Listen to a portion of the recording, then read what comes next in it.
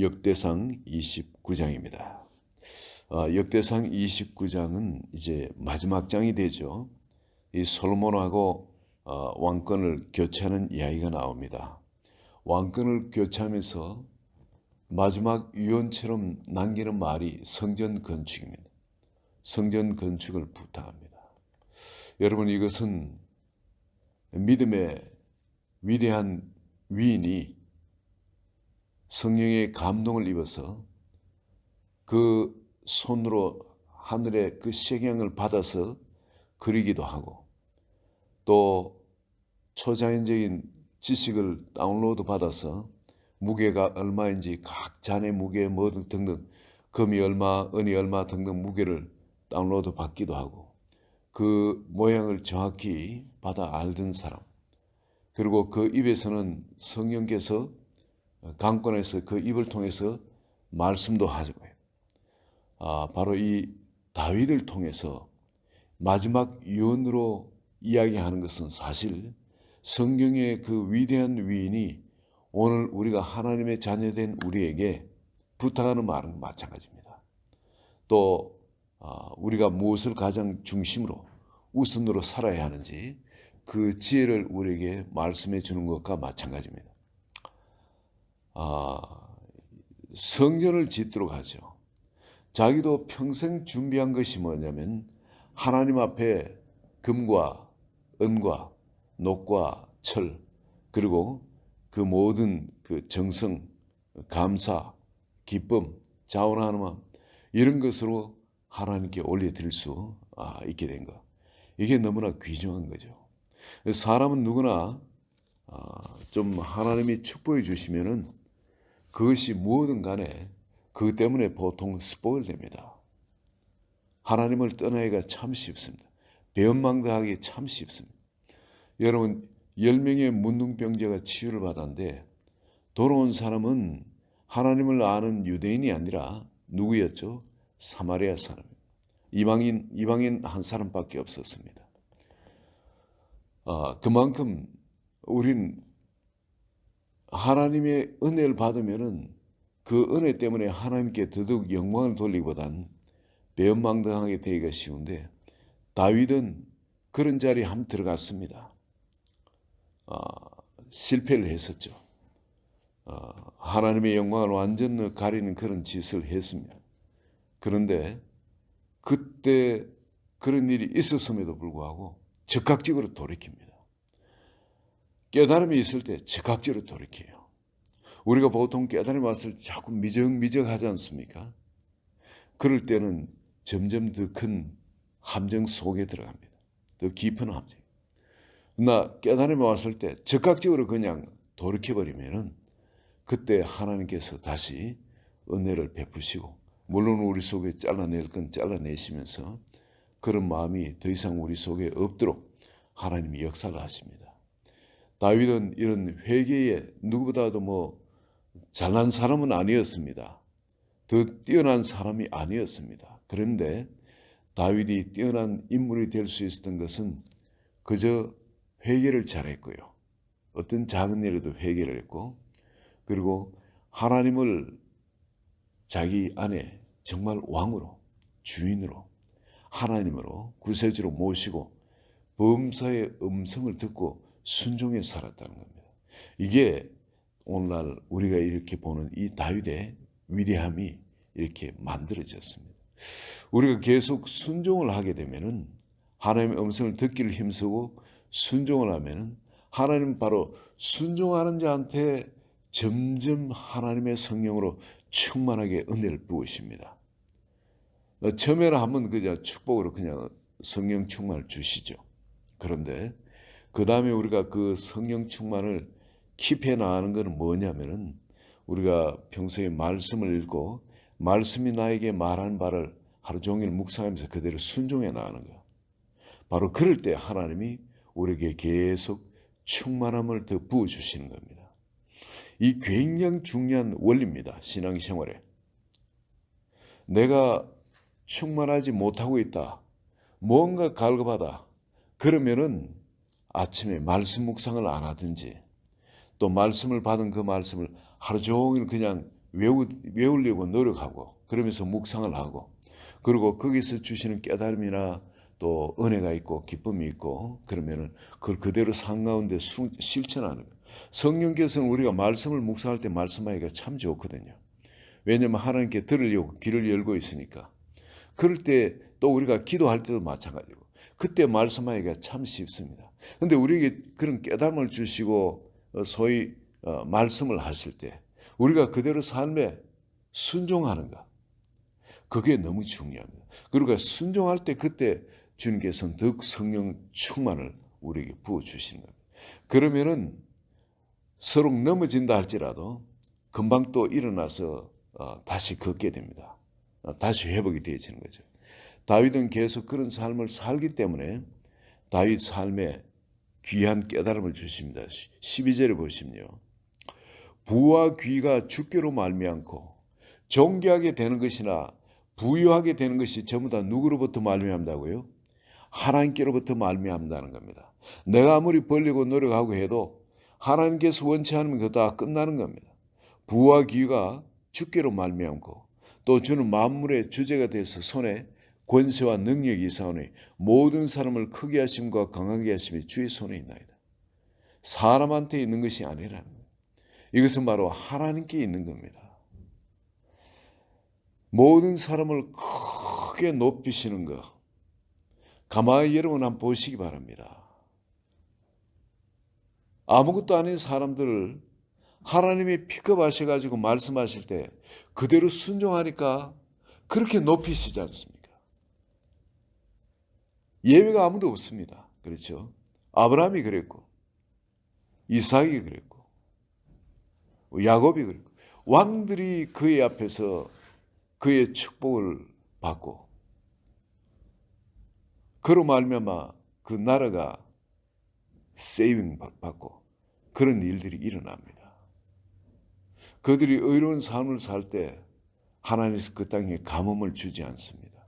고난을 주지 않고 그 사람 때문에 바로 아브라함이 하나님의 방백으로 모든 사람에게 인정을 받게 되죠. 그 사람 때문에 다른 데는 가뭄이 오고 괴질이 돌고 뭐 할지라도 하나님이 보호를 하시는 겁니다. 그 사람 때문에 복을 받는 걸 아는 거예요. 이삭 그래요. 야곱이 그래요. 여러분 나중에 요셉도 마찬가지 아닙니까? 요셉 때문에 그 나라가 복을 받습니다. 모세도 마찬가지예요. 모세의 손에 나라가 흥하기도 망하기도 하고 그렇게 되죠.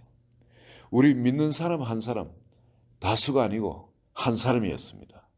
하나님은 바로 약한 사람, 아무것도 할 수 없는 사람, 그런 사람을 들어가지고 온전히 하나님의 영광을 드러내 오신 것이 우리 성경의 역사입니다. 그렇다면은 다윗도 자기는 아무것도 아닌 존재지만 어떻게 이 하나님께 위대하게 쓰일 수 있는가? 이 계속 이게 성령 충만해지니까 이런 깨달음이 오는 거죠.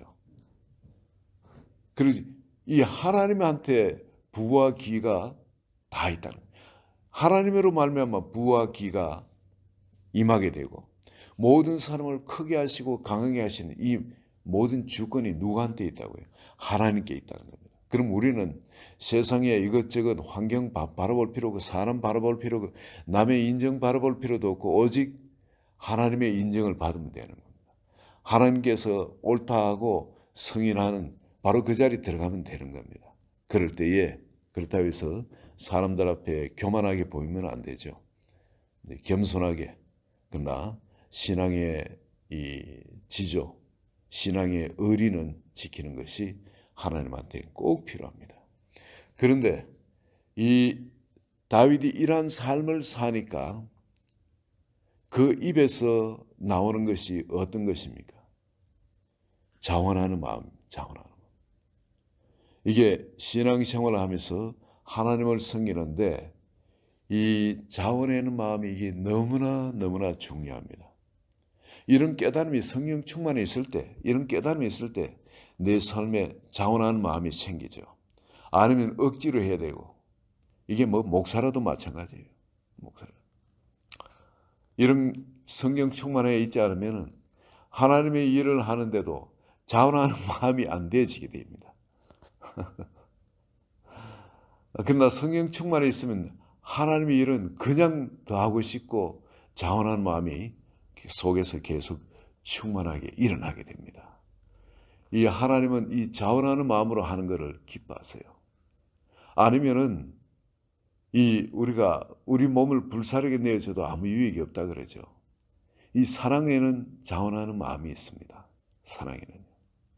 물론 남이 인정을 받게 해도 기쁨이 있고 자원하는 마음이 있죠. 그러나 그거는 이 하나님한테서 인정받는 그 하나님의 사랑이 확인되어진 곳에서 나오는 자원한 마음과는 또 다르죠. 하나님은 올바른 관계에서 나오는 이 자원하는 마음, 이걸 너무나 기뻐합니다. 다윗은 이 마지막 때도 이런 자원한 마음, 하나님을 섬기는 데 있어서 자원하는 마음이 충만했습니다. 그리고 또 다윗은 여기에 이런 자원하는 마음이 있기 때문에 기쁨으로 금 3천 달란트, 여러분 금이 30달란트가 그때 이스라엘이 어느 나라예요? 이 바벨론의 아수르 이런 데에 바치는 조공이었습니다. 금 30달란트. 그런데 이게 300달란트도 아니고 300달란트가 다윗 왕이 개인적으로 냈다는 겁니다. 그만큼 여러분 다윗이 부자였던 거죠. 어마어마한 부자였습니다. 이런 부자 누가 만들어 주었습니까? 하나님이 만들어 주셨죠. 아무것도 아닌 목동, 이 소똥, 양똥 냄새 맡으면서 평생 그렇게 살 수밖에 없는 그런 가난한 목동을, 배운 것도 없는 그런 목동을 그렇게 많은 사람 위에 뛰어나게 만든 것이 바로 하나님이죠. 그리고 자기에게 있는 이거 그저 기쁘게 그냥 낸 겁니다. 자원하는 마음으로 기쁘게 낸. 이 자원하는 마음과 이 기쁨으로 주를 섬기는 것, 이게 신앙생활을 하는 데는 얼마나 파워가 되는지 모릅니다. 이것이 우리를 성공시킵니다. 하나님께서는 우리 마음속에 성령 충만할 때는 끊임없이 자원한 마음과 기쁨을 주세요. 그럴 때는 손해나도 기쁘고 남한테 바보 취급받아도 기쁘고 주를 따라서 사는 것, 주와 동행하는 삶이 그저 기쁜 겁니다. 그래서 그 일을 하는 것이 너무나 쉬워요.